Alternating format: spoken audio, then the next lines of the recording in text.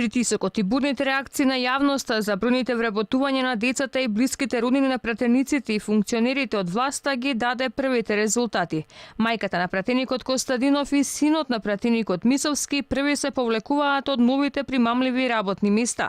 Фанија Костадинова, за која беше обезбедено место во Централниот регистар во Струмица, се повлекува од работното место. Одлуката била од морални причини, тврди нејзиниот син, а не поради нерегуларности при вработувањето.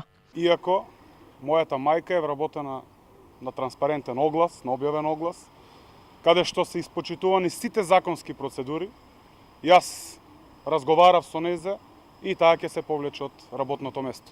Очекувам овој принцип на висок морал да го следат и останатите функционери.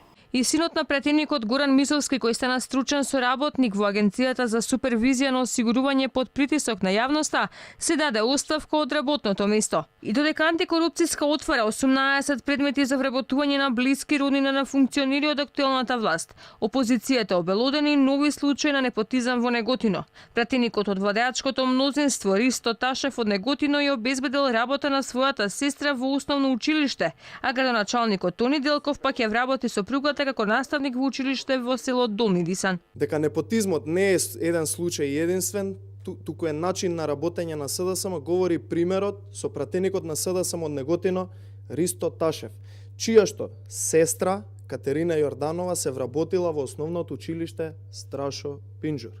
Прашуваме, кој е критериумот според кој токму сестрата на пратеникот од СДСМ е вработена, а не некој друг? Новото законско решение за висока раководна служба, кој ќе се представи до крајот на месецов, според министерот Манчевски, ќе бил концептот за гаранција при вработување и за изборот на кадри во иднина. Една од главните реформи која што предвидуваме е воведувањето на законот за висока раководна служба, што ќе значи деполитизација на менаџерските позиции. Тоа ќе значи гаранција и за процесите за вработување, тоа ќе значи гаранција и за изборот на луѓе.